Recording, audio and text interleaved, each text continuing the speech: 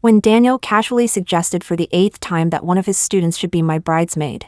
I smiled and agreed. Anna followed Daniel everywhere like a personal accessory. She was even there on the day I tried on my wedding dress. Clinging to Daniel's arm, she coquettishly said, "Professor, can I wear this bridesmaid dress?"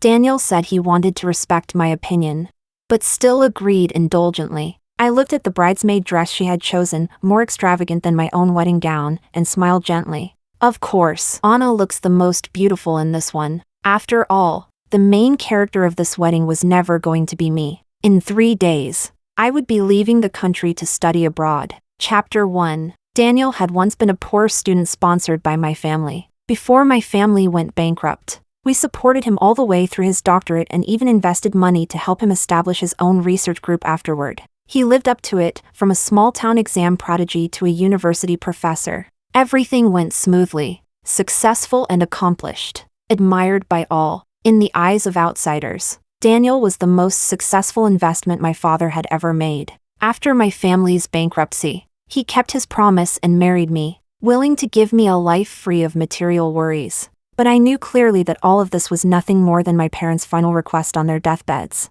And Daniel couldn't swallow his pride. Marrying me was simply his way of repaying a debt of gratitude. More than once, when he was drunk out of his mind, he complained that this marriage had trapped him. Yet when sober, he would gaze at me affectionately in front of others and say that I would be his only support for the rest of his life. Lost in thought, I heard Anna's coquettish voice outside the fitting room. "Big sister won't be upset, right? My bridesmaid dress seems a bit too glamorous, like I'm stealing the spotlight." Daniel smiled, his tone gentle and indulgent. "It's very beautiful, as long as you like it. Celine is generous, there won't be any problem." Anna beamed. "Professor Daniel, you're the best." I looked at my own reflection in the mirror, my face slightly worn, the pure white wedding dress looking dull on me. Sure enough, a marriage entered without expectation brings no happiness at all. Chapter 2. After trying on the main wedding gown, I signaled the shop assistant to help me take it off.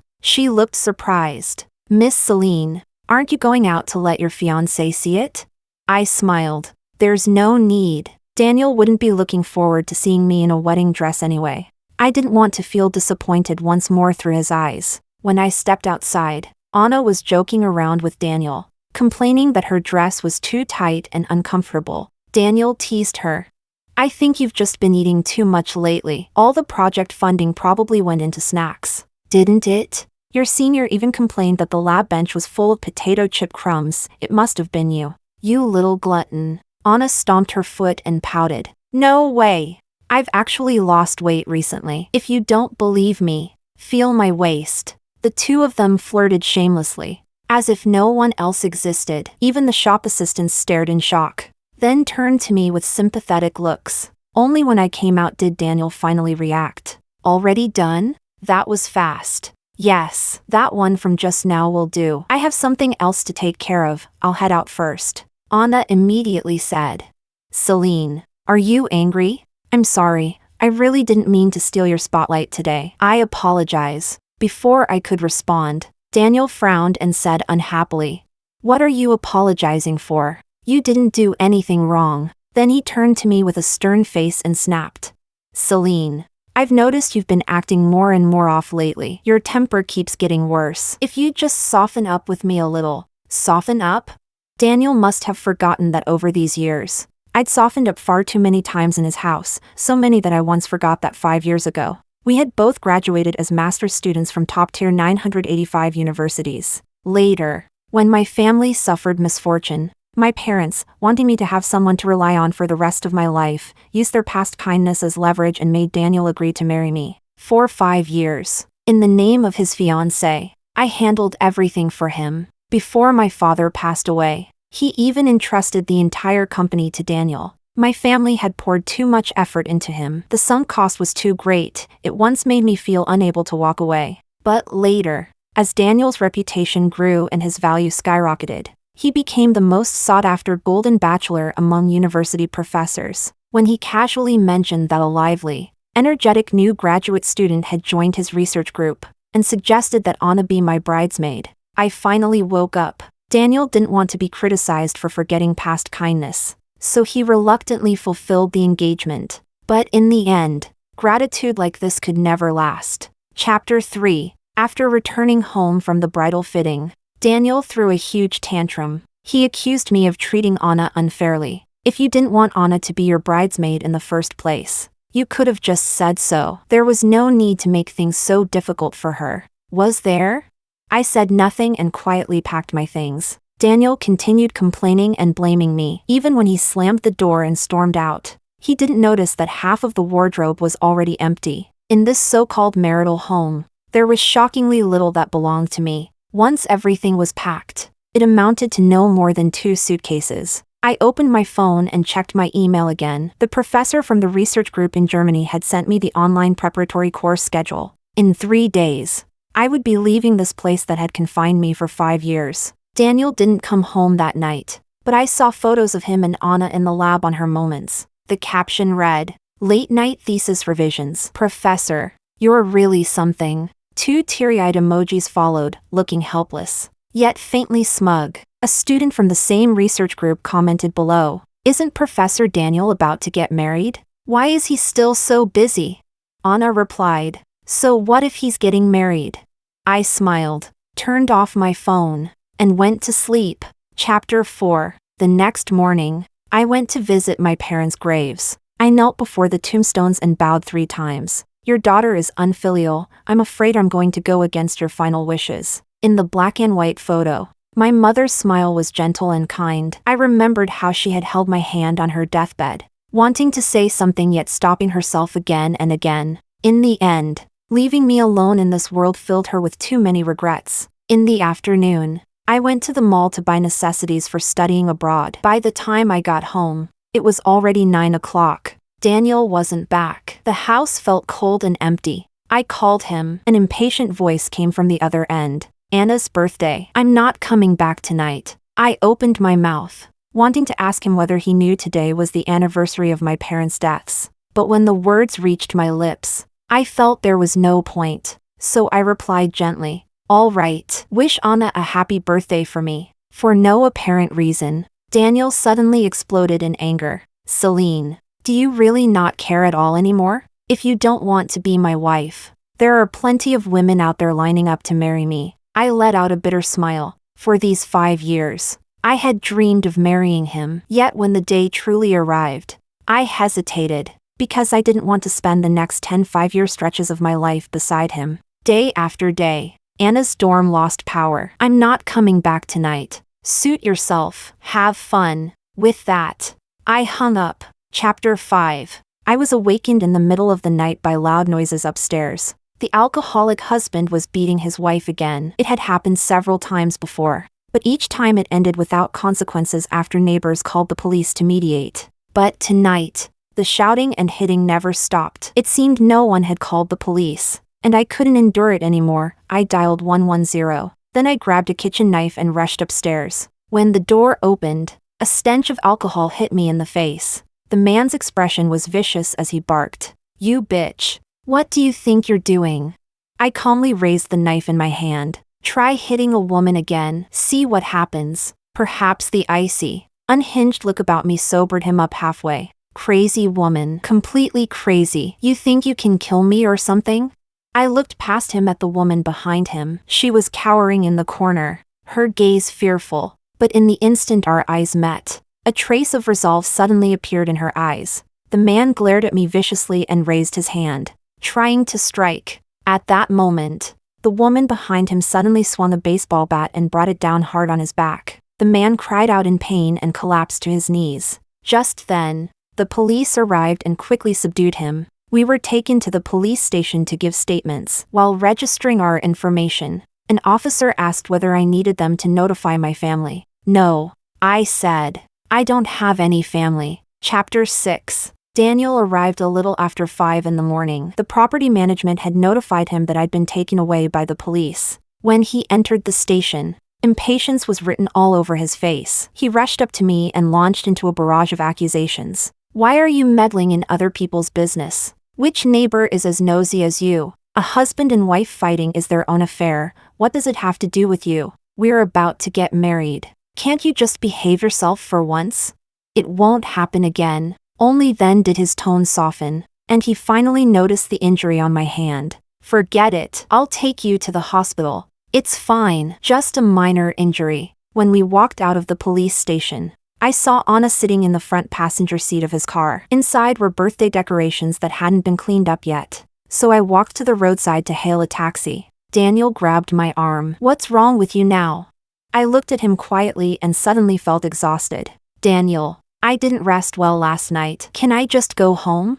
There was only one day left before I left this place for good. There was no need to keep entangling myself in rotten people and rotten matters. Anna got out of the car and said sweetly, Professor, just let Celine take a taxi back herself. We still have a forum to attend later. Daniel seemed to sense something. He frowned slightly, without saying a word. While he was distracted, I had already called a cab. I went home and slept for a while. When I woke up, I saw several missed calls from Daniel. He'd left messages on WeChat saying he'd come back tonight to have dinner with me. Probably guilt. The wedding planning company asked in the group chat for confirmation of tomorrow's bridal procession. I replied indifferently with a single word, okay. I put the wedding dress delivered by the bridal shop into the wardrobe. If Daniel came back tonight, we could still sit down and talk calmly. Unfortunately, I waited until midnight and he still didn't show up. My flight was at 3 in the morning. I had to leave immediately, so I stopped waiting,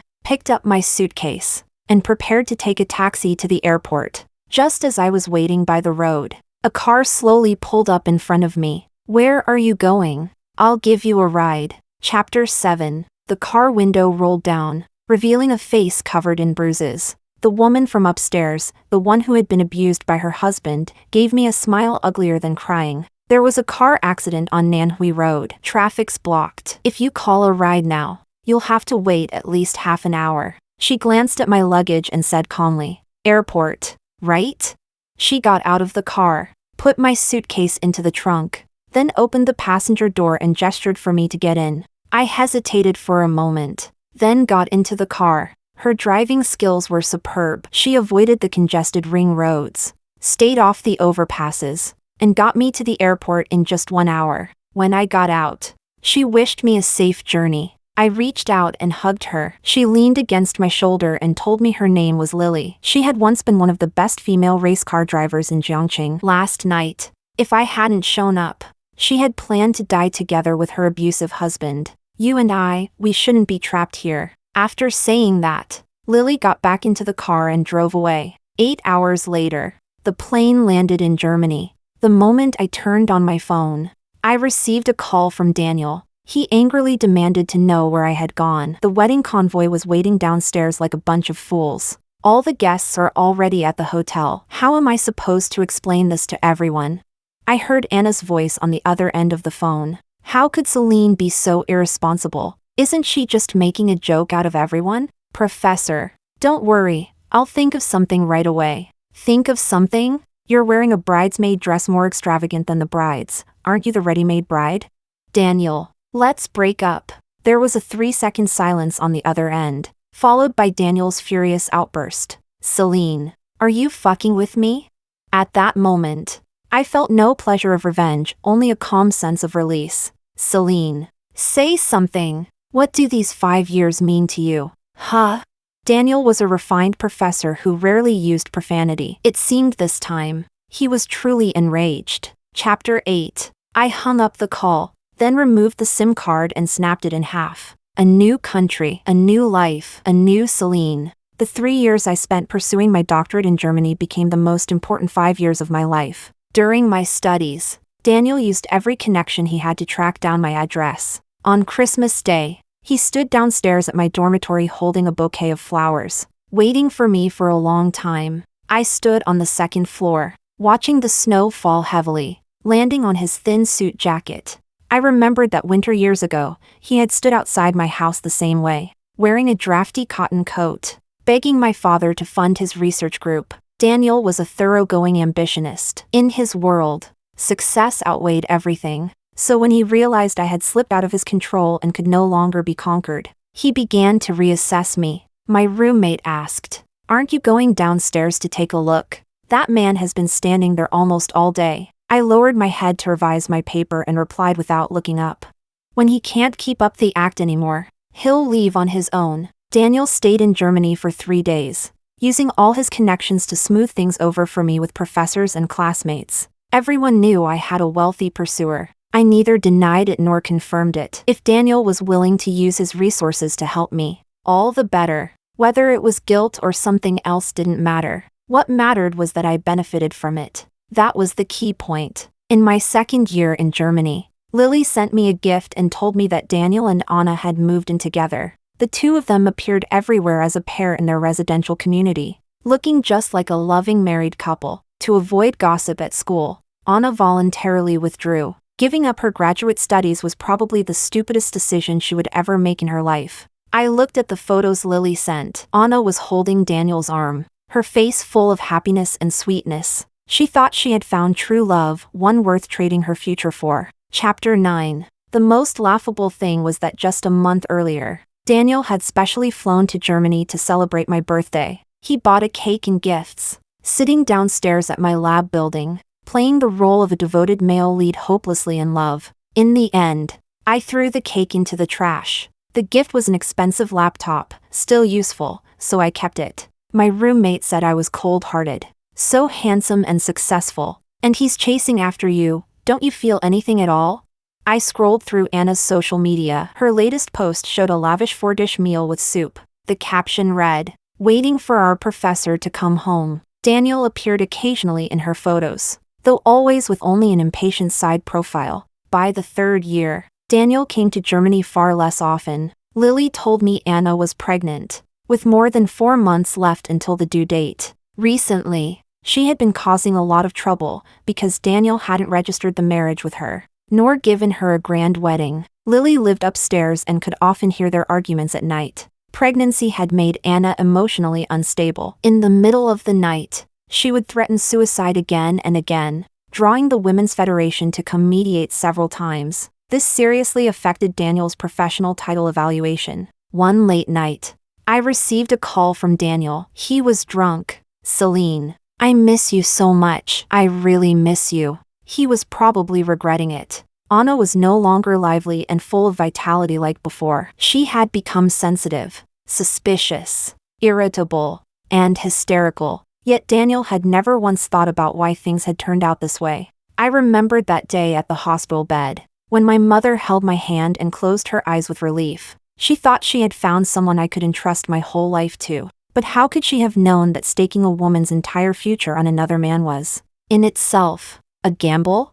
The most important bet I should have made was on myself. Chapter 10. At the beginning of my 5th year of doctoral studies, I had basically completed my dissertation. My advisor hoped I would stay in Germany, but I declined. My roommate joked, "Going back to China for that professor, right?"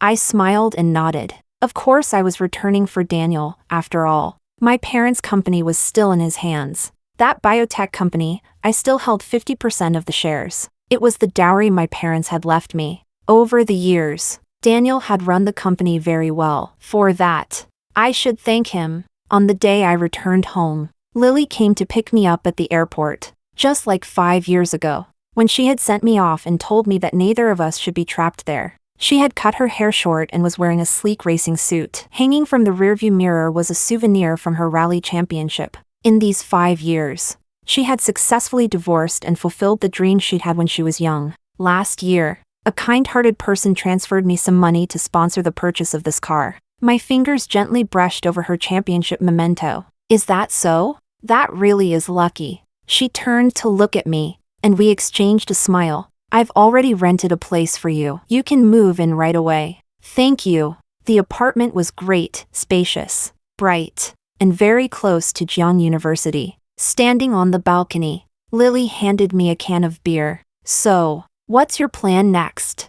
I thought about it and decided to accept Jiang University's offer. The identity of a university lecturer would be my best credential. I was going to take back my parents' company and kick Daniel out completely. She lifted her beer bottle and clinked it lightly against mine. "We'll both get what we want." Chapter 11. At exactly 35 years old, I officially joined Jiang University. On my first day, the person in charge from the academic affairs office led me into the office. The moment Daniel saw me, He panicked. He fumbled and knocked over the cup on his desk while hurriedly wiping it up. He accidentally tipped over his chair as well. At the welcome dinner that evening, Daniel was visibly distracted, glancing at me again and again. After the dinner ended, he cornered me in the underground parking garage, his eyes red as he questioned me. "Celine, you still have me in your heart, don't you? Otherwise, you wouldn't have come back just for me." He grabbed my arm,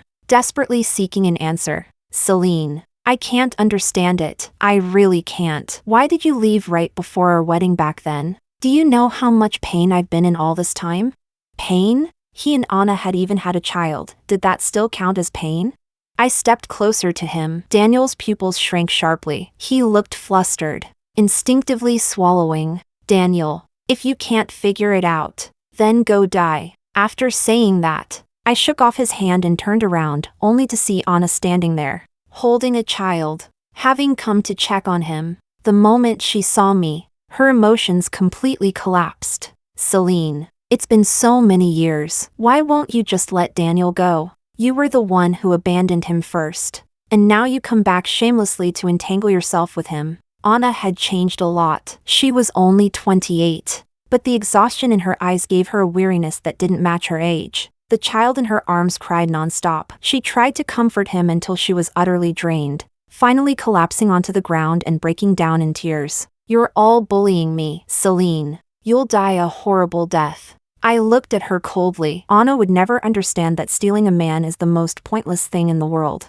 What women should really do is compete with men for power, status, and control. And that was the real reason I came back. Chapter 12. Daniel impatiently pulled her up from the ground. "You're dressed like a mess. Acting like a shrew now. What exactly do you want?"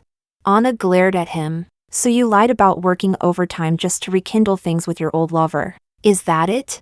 "Daniel, don't forget, you were the one who said you liked children. I risked my life to give birth to little Bao. I almost died. I even gave up my studies for you. Everything I did was for you. You ungrateful bastard." Anna dragged out one past incident after another, listing them one by one, because those were her sunk costs. She had given up far too much for a man, but she forgot the most important thing. Sunk costs do not participate in major decision-making. Everything she had paid should never have become shackles that bound future decisions. As a man who had clawed his way up from the bottom, Daniel hated nothing more than being reminded of the past. He roared at Anna to shut up. "If you feel wronged, then get the hell out right now. Take the kid with you. I don't want him." The moment those words left his mouth, Anna froze, grinding her teeth. She said, "Daniel, are you even human?"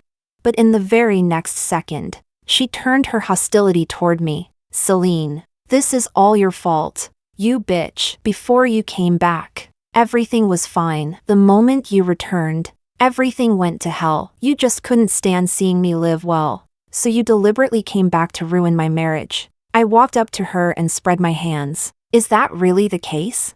Anna, before I came back, did you truly think you were happy?" The conflicts between her and Daniel had always existed. My return merely gave her an outlet for her emotions. I reached out and tidied the messy hair at her temples. "Actually, you shouldn't have chosen that bridesmaid dress back then. From the very beginning, you never understood your own position, so don't blame others for not cherishing you." That sentence completely snapped her already fragile nerves. Chapter 13. After that day, Anna began appearing on campus frequently. She would hold the baby and wait outside the classroom for Daniel to finish teaching, introducing herself to his students as their professor's wife. Under the students' strange looks, she proudly declared that she was Daniel's legitimate spouse. She found every excuse to check in at the lab, forcibly participated in our research meetings, checked Daniel's phone at fixed times every day, and monitored whether he was secretly chatting with me. This series of near-maniacal actions finally pushed Daniel over the edge. He could no longer maintain the image of a refined professor and curse loudly in front of the entire office. The child in Anna's arms was frightened into wailing. "Daniel, I don't ask for anything else, I just want a legal status." She knew she couldn't bind this man's heart, so she wanted to use marriage to bind him instead. The incident alarmed the dean, who stepped in to mediate and ordered Daniel to take 2 months off to handle his family matters before returning to work. I seized the opportunity to propose taking over his research group's work. After all, our doctoral research directions were similar, and our academic backgrounds were comparable. Things went unexpectedly smoothly. After entering the group, I began winning over the students at the fastest possible pace. Most of the group's funding came from the company my parents had left behind. The resources and output of the research group were equivalent to half of the company's innovation department. I poured real money into them, far more tempting than the empty promises Daniel had been making. With me, every student in the group could enjoy a high-paying guaranteed employment contract. After 5 years of employment, there would also be stock options and shares. Those 2 months when Anna was threatening suicide at home to force Daniel into marriage became my golden window for buying loyalty. High salaries plus binding contracts, almost the entire research group defected. Chapter 14. 2 months later, Daniel finally managed to placate her. When he returned to the university, he noticed that the looks people gave him were all tinged with distance. Only then did he belatedly sense that something was wrong. I rescheduled the group meeting to Friday and deliberately didn't invite him to dinner that day. When Daniel realized what was happening and stormed into the private room to demand an explanation, I deliberately sent a photo of him being present to Anna. A woman in crisis sees danger everywhere. In less than 10 minutes, she arrived at the scene with the baby in her arms. Inside the private room, I smiled at Daniel and spoke in deliberately ambiguous terms. Professor, after all, we were once acquainted. How come you've brought your family along to an occasion like this? Daniel's face shifted between green and white. He held it in for a long time before finally saying, Anna, take the baby home first. I'll deal with things here and come back afterward. Anna replied sarcastically. Am I interrupting your little reunion with an old flame? Already in a foul mood from losing control of the research group, Daniel said coldly, If you've got nothing better to do, go find a job. Don't pick fights every chance you get. Anna exploded the moment she heard that. So now you despise me for not working? Who was it that said they'd support me for life when I was giving birth? There were 7 or 8 students in the room, all keeping their heads down while avidly listening to the gossip. Losing face in front of his students, Daniel grew even more furious. Anna, I've warned you many times. If you keep making scenes like this, get the hell out. I stepped in as the voice of comfort, gently smoothing things over. Professor, don't be angry. She's just acting this way because she cares about you too much. Why don't you go home and spend some time with your wife and child? I'll keep an eye on the research group. Nothing major will go wrong. Daniel looked at me deeply. He was a smart man. He knew exactly what I was trying to do. Celine, you've really changed a lot. Of course I have. Chapter 15. My family spent 15 years cultivating Daniel, intending from the start for him to be used by me. It just took me a full 5 years to truly understand that. In this game, I was the main character. Daniel, Anna, both of them were nothing more than stepping stones on my path forward. The atmosphere in the private room was unbearably tense. In a fit of rage, Daniel abandoned Anna and the child and left. Anna stood there holding the baby. At a complete loss, I settled the bill for the room, then took her alone to the room next door. Actually, it's not impossible for you to keep Daniel by your side for the rest of your life. Right now, he has power and money, so of course he doesn't take you or the child seriously. But if he's no longer a professor, if he becomes an ordinary man, then he'll be your child's father and your husband. Anna's eyes lit up slightly. She seemed to understand what I was implying, though she was still struggling internally. The petty fights you've been picking only make him angry. They don't touch his core interests. I crouched halfway down to meet her gaze. You know what to do, don't you? A week later, a report letter was delivered to the Jiangqing Education Bureau. The contents included, but were not limited to, Associate Professor Daniel of Biology having an out-of-wedlock child, withholding labor payments from group members, and embezzling activity funds under false pretenses. The report was detailed, thorough, and well-supported. Even though the dean attempted to cover for him, Daniel was still dismissed. From then on, if he ever wanted to work at a university again, it would only be under an off-staff, contract-based position. Chapter 16. Daniel remained dejected at home for a long time. The happiest person was Anna. She once again devoted herself meticulously to taking care of her husband, regaining her sense of value and meaning. Her social media became lively again. Meanwhile, I had already fully taken over all of Daniel's research group resources. Every day I was overwhelmingly busy, with no time to care about anyone else. I traveled among high-level academic conferences to promote my company, and by the end of the year, I was successfully promoted to associate professor. Career success brought an unparalleled sense of fulfillment, until Lily reminded me that Daniel had sold the large downtown apartment and no one knew what he was planning. By now, he should have finally realized that the person who truly destroyed his career was me. Hating me was inevitable. On the last day before summer break, Daniel swiped the lab access card and came in. I was guiding students with experiments at the time. He had lost a lot of weight and calmly said he wanted to talk. I checked the time and dismissed everyone early, telling them to return to their dorms. Daniel looked at me, his eyes filled with bloodshot veins. "Celine, are you happy getting revenge on me?" I turned off the buzzing centrifuge and took out the blood samples inside. The layers had separated perfectly. "Revenge doesn't give me much pleasure. Success does." He clenched his teeth. "Everything you have now is mine. You stole what belonged to me." "Daniel, who stole from whom? You know that perfectly well. My family raised him as a successor. My father's expectations for him were even higher than for me. We handed the company to him, funded his research group, and supported him financially and materially through 15 years of education. We never mistreated him. Why is it that men so naturally take all of this for granted?"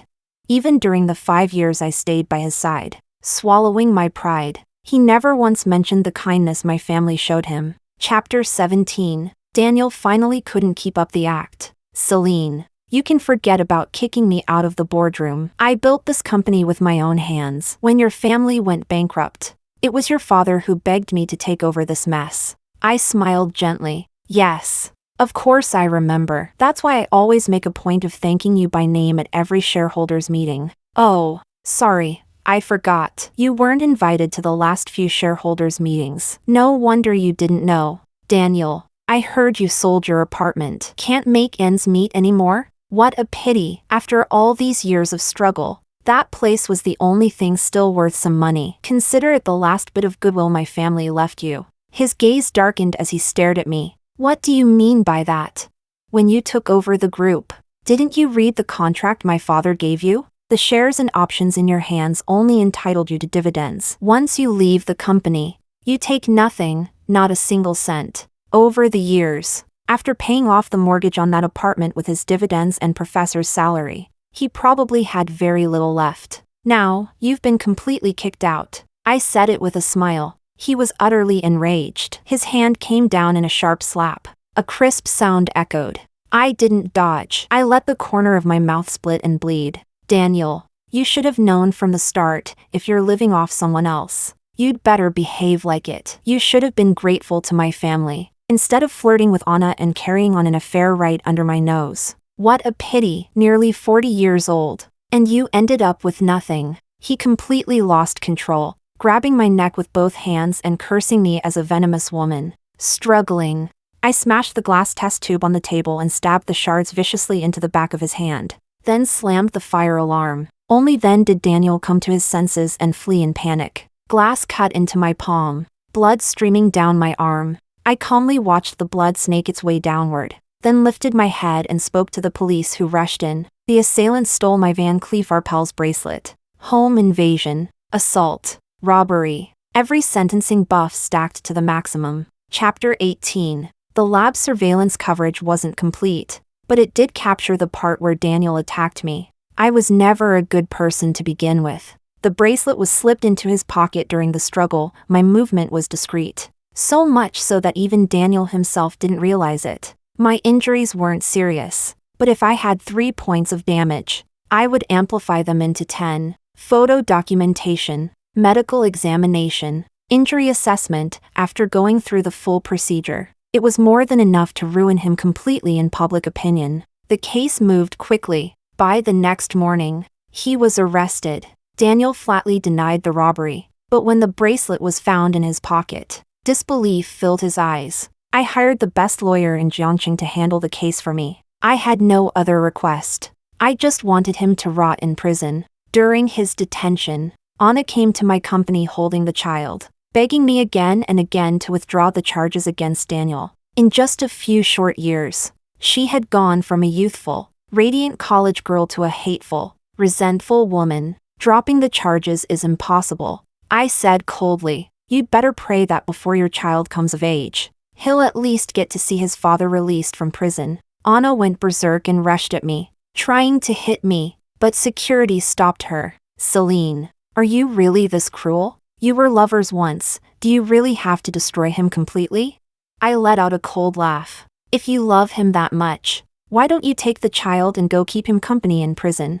There are very few people in this world who repay kindness with gratitude. There are far more scum who forget favors the moment appears. Before the trial, I went to the detention center to see Daniel once. His mental state was unstable. He clutched the iron bars and hysterically demanded to know why I was destroying him. I raised my hand and showed him the wound. This, I learned from you. In the lab. For one brief moment, he truly wanted to kill me. He hated me. He wanted me dead. Why should I show mercy?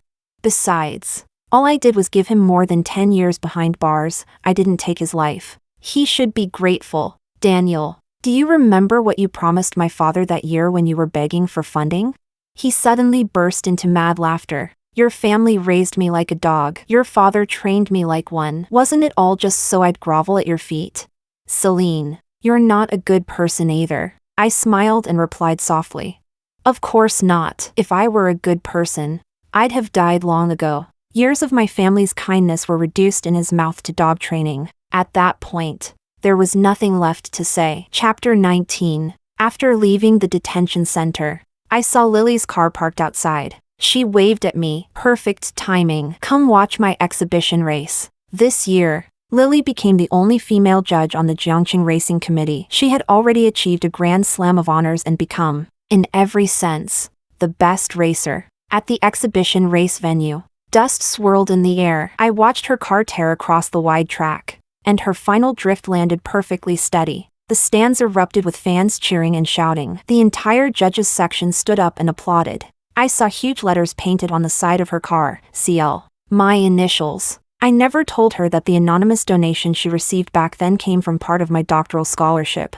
I saved every penny and wired that money to her anonymously, not to make her feel grateful. I simply helped another woman. As a woman, that was all. In the 5th year after taking over the company, I had already become one of the most formidable figures in the industry. The company's annual profit was enough for me to lie flat for the rest of my life. Every year, I set aside 10% of the profits to sponsor girls who have dropped out of school, most of them from impoverished mountain regions. Some of them were older sisters. Some were younger sisters. Some were abandoned infants born healthy. And some were broken-winged angels abandoned the moment they were born. Thanks to good policies, they survived. And I would tirelessly tell every poor girl still naive and unaware, don't stand still and wait. Be sure, again and again, to strive upward. Save yourself from fire and water.